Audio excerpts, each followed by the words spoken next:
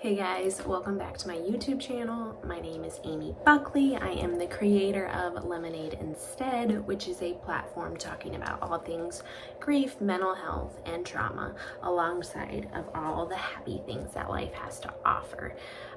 If you want to read more about my story or who I am, I will link down below the Good Morning America article that goes a little further into me and my story and why I decided to create this platform. So today I'm going to be talking about funeral etiquette. You might be thinking, funeral etiquette, like, doesn't everyone know what to do? Absolutely not. Absolutely not.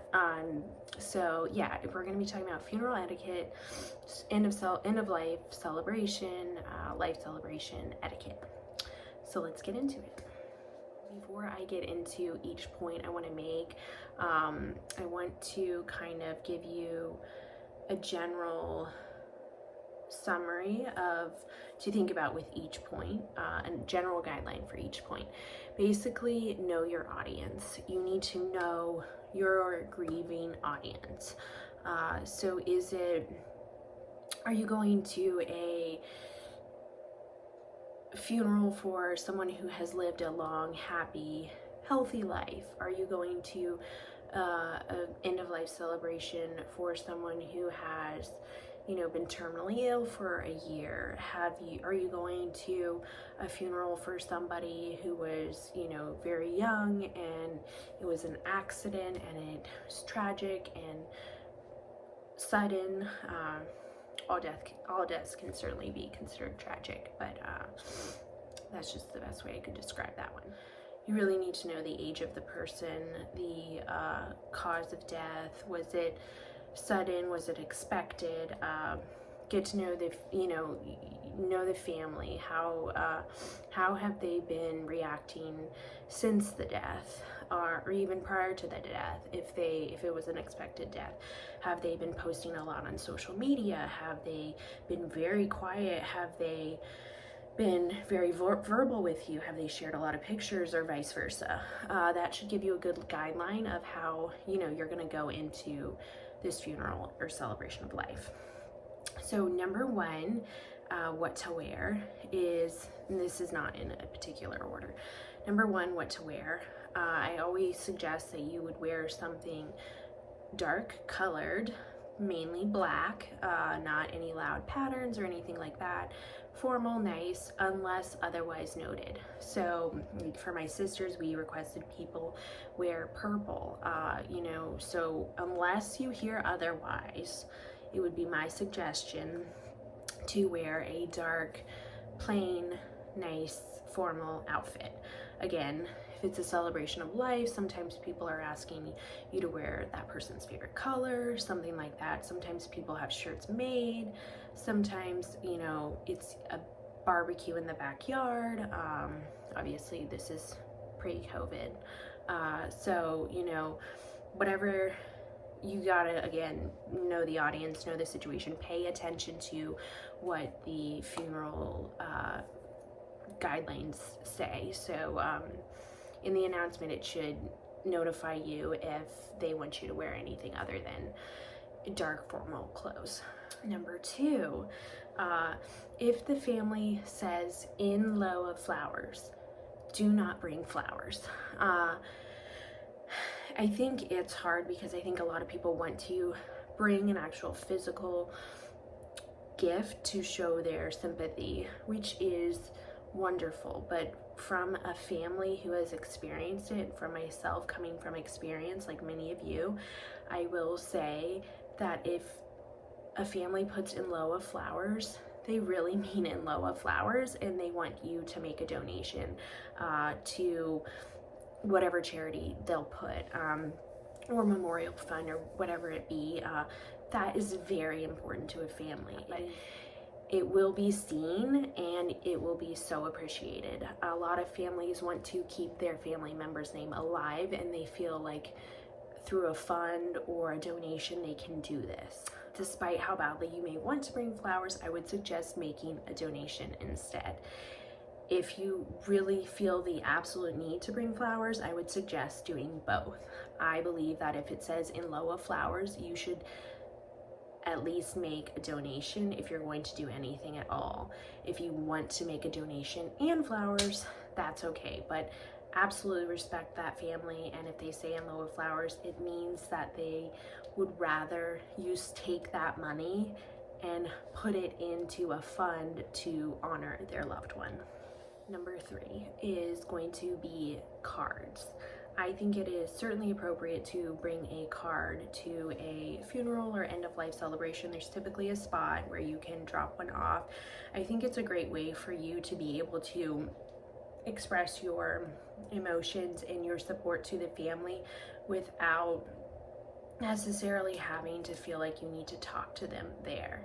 And I'll get into that in a little bit, but I think it's appropriate to bring a card. I think it shows a sign of love and sympathy and support, and I absolutely encourage doing that. Number 4 is going to be your emotions. Now, you're probably thinking, your emotions, what do you mean by that? For my personal need and what I needed, the last thing I needed was somebody coming up to me, crying to me, and needing, coming up to me crying, embracing me into a hug as they're, sobbing. That's not what I needed. I needed to be that person, and I felt like if somebody was coming to me that I couldn't do that. And everyone's different. Again, that's why I said know your audience. So if you feel like that person would appreciate that, or if you have that relationship with that person, by all means, I think that's appropriate. But if you've never had that with a person, if you know them, or if it's a coworker, or if it was a teacher, you can leave, and you can pre and post funeral, you can have your support system for your emotions. I do not think the griever needs to be your support system during this time, especially. You can show your support in other ways, like I listed before, in lieu of flowers, a donation, a card, really putting yourself and, being there for them in the sense of a meal, a text, a phone call. Oh, and this will be a separate video, but again, not putting your emotions on the griever is very important, letting them guide it, being there for them, not having your emotions override their emotions. Okay, number 5 is going to be know your surroundings. I have been to plenty of funerals and live celebrations where people are clearly not aware of their surroundings, and this is a life lesson, not just funeral etiquette. Talking outside before, talking in the courtyard, talking outside after, wherever it may be, the gathering place after, or in the sanctuary if it's a church. People hear you, they see you. There are family members in that room, there are friends, there are close loved ones. I have heard some things that are beyond my comprehension as to why people would be talking about that in a funeral or end of life celebration. So I think there's two points of this. Basically, do not talk about other things, your own personal life, when you have to pick up the kids, when you are going to get your hair cut, any of those. I suggest sitting in silence if you cannot think of anything to share maybe about the individual who has passed. That is what you need to be talking about, and this kind of leads into point number 2. Number 2 is to talk about that person, but only in a very sensitive, very, I would say, sharing memories or something that made you happy about that person, something that person helped you with. You never know who's listening. You never know who's around you. Sometimes people talk about them in the sense of, I just can't imagine. I don't know, those things. That is just not appropriate. If you need to have those conversations with people, you need to have that at a later time.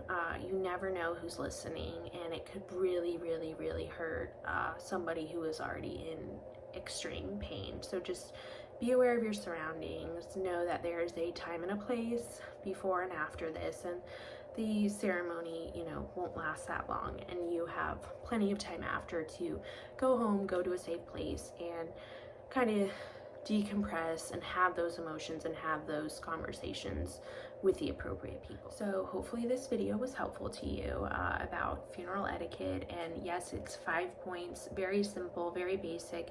You may think these have to be common sense, but they absolutely are not, which is crazy, but here we are. I think that these points need to be known to people, but I think you just need to be ultra sensitive if it has been a sudden horrific tragedy. I think that people don't know how to react, and they don't know how to behave at a funeral. They can't keep their emotions to themselves. They can't, and I'm not saying that you can't have your emotions at all. I think everyone is valid and should have their experiences and their emotions and be able to do that. I'm just saying, as far as respecting the family and what they need, I think you just need to be wary of your emotions alongside of the family and the friends of the one who has passed, in respect to all that they're going through and all they're dealing with, and really how you can best support them. So thank you for watching. Again, subscribe if you want to, like, comment, let me know your thoughts, your experiences, if you feel this is similar, you know, whatever you went through, maybe you had a different experience. Again, this is my personal experience. It's what I've talked to others about and how they seem to have experienced different, you know, funerals and services, and yeah, so have a good day.